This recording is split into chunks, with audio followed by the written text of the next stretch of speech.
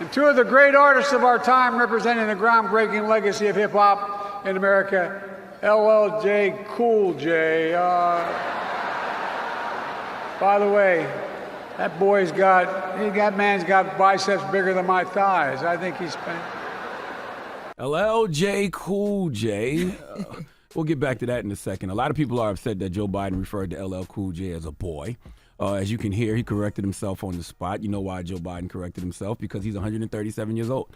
He fully understands the word boy in the racial context around a white man referring to a black man as boy. See, boy is absolutely a white racist word when used in a certain context.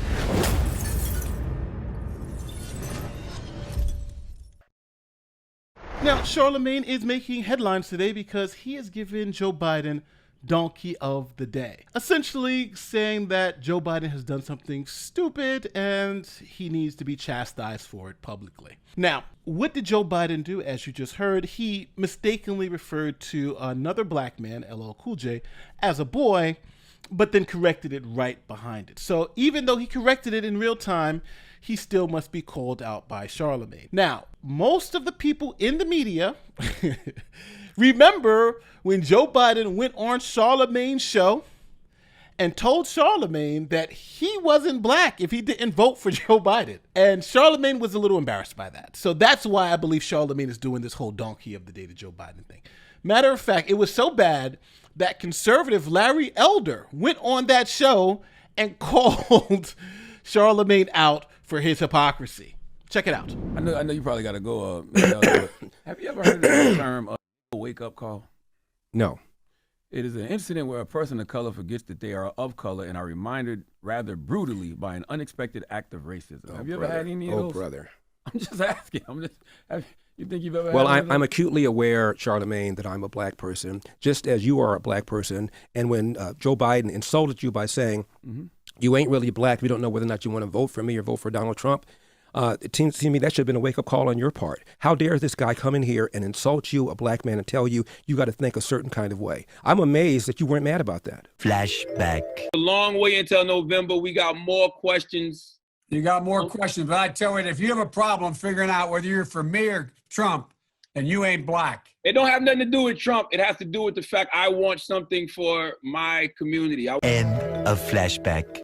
I'm not gonna say it upset me, just like I'm not letting you upset me. You know what I mean? I don't tend to get upset over things like well, that. But what I did say, well, you just not talk about a wake-up call, and it seemed to me that should have been a wake-up call on your part. Now, even left-wing TYT got in on the fun, calling out Charlemagne for his hypocrisy. First time that President Joe Biden has made some racially insensitive remarks. In fact, remarks that were insensitive in the context of a conversation with Charlemagne himself. Here's the reminder.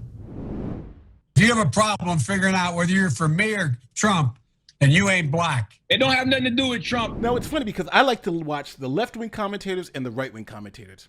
And here is what the left-wing commentators are feeling about this whole Joe Biden gaffe. And one thing I always like to say is that at sometimes reality has to kind of slap you in the face. And I think the reality of the situation is slapping these left-wing commentators in the face because TYT is not voting for Trump. They're not considering voting for Trump. They are in no way voting for Trump. But they are struggling, trying to convince people to vote for Biden. Now, there's other good things in Joe Biden's record, not related to African Americans, okay? But on that particular issue, I wouldn't brag if I were you. Okay, so look, to me, is it that big a deal that the billion-year-old politician doesn't know LL Cool J's name? No, it's not that big a deal. But if you're being criticized nonstop while you're running for president, the most important election of our lifetimes, that you keep making gaffes, try a little harder, big guy. And then whatever you do, the number one problem in all of this is do not call adult black males boys. Totally, yeah. Do not do that. And if you're running for president and every stupid Democrat in Washington says you're God's gift to humanity and are the only person who could beat Trump, and they say that democracy is on the line, stop making ridiculous gaffes. And that's being generous to you that it's a gaffe. So I think it is a gaffe. So do I. I do. I'm being generous, but I genuinely think, no, he wouldn't want to go around calling black men boys, okay? Now, to give equal time to both sides, here's a right-wing commentator, Officer Tatum, 2.6 million followers.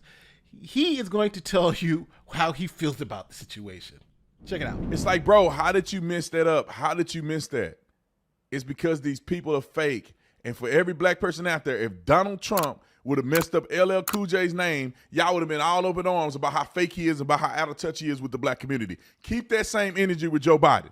The man that literally falls up and down the stairs, fall down on the stage, forget to shake hands, walk out on the Medal of Honor presentation that he's supposed to be presenting to somebody. He don't know where he at half of the time. He don't know why he's there half of the time. Come on, man. Why y'all vote for that dude? Now, some of you might be saying, hey, Nate, everybody has mistakes. Biden just messed up. He's 80 years old. Give the guy a break. But he's running for the top job in the world, right? The president of the United States is the top job in the world. And this is not just one gaffe once in a while.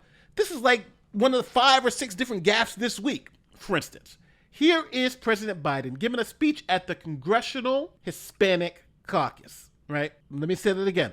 This is the Congressional Hispanic Caucus. And what you see in the back, the CHCI, that's the Congressional Hispanic Caucus Institute. He's giving a speech to them. And in this speech, he's going to confuse the Congressional Hispanic Caucus with the Congressional Black Caucus. Now, again, this is in the same week. The sick, welcome strangers. They echo what my dad taught me, and I mean this sincerely. My dad used to say, everyone is entitled to be treated with dignity and respect. The Congressional Black Caucus embodies all those values. Just think of the work we've done together on civil rights, labor rights, health care, education. And folks, to fundamentally change the direction of our economy. Now, obviously, one gaffe, okay, but this guy, everywhere he's go, this guy's a gaffe machine. Now, it's leading people to believe that he's just not mentally there. He's too old to do this job. The president of the United States is a stressful job, even for a young man. But this guy is 80 years old. So, guess what? Most Americans think he's too old to run. Everybody we talk to, every political discussion, it talks a lot about Trump, but when it comes to Joe Biden, people say, man, he's too old to run, isn't he? I mean, he's not really going to run. When I say every discussion, I don't mean 99% of the discussions. Every discussion. 74% of registered voters say they have major or moderate concerns about the president's age and mental fitness. How troubling is that? I get the polling that you're laying out. I get that, but we can't be focused on that. We also have to be focused on really speaking directly to the American people. Now, you can discount the age thing all you want, but it's having a real effect on the polls. Look at the numbers. Trump is up 9 points in this poll, and in some polls, he has a double-digit lead over Biden. Now, this is disastrous. This could be disaster for the Democrats. And when they polled other things like how people feel about the economy, Biden is doing even worse. Check it out. 56% of voters disapprove of the job he's doing, the highest of his term. 59% of voters disapprove of his handling of the economy. 62% disapprove of his work on the southern border. And nearly 60% of Democrats tell NBC News pollsters they want someone to challenge the president in the Democratic primary. We start today with disastrous polling for President Joe Biden. The headline, Trump leading Biden by almost 10 points in a hypothetical rematch in 2024 of the 2020 election. Indeed, ABC News poll has it 51 for Trump, 42 for Biden, a 9-point lead in a hypothetical head-to-head matchup. It is now time to panic for like a second, and then we're going to interject some sanity here. Okay, at the end of the day, I think this is simple. I think nobody's happy with the economy. Nobody's happy with the southern border. And I think the people that Joe Biden needs to make feel like at least he's doing a good job, feel like he's doing a horrible job. The majority of Americans think Joe Biden is not doing well as president. And I think what that leads to is a Trump presidency. Now, before you get out of here, if you guys want to see these videos before they're released, don't forget you can join us on Locals, you can join us on Patreon, or you can even join a YouTube membership.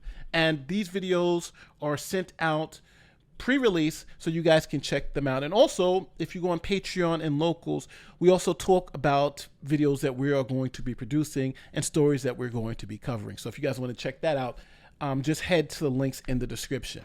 My name is Nate the Lawyer, and as I always say, tell me where I'm in the comment section, because I think right now all the tea leaves are leading to a Joe Biden defeat and a Donald Trump victory, for whatever that's worth. Peace.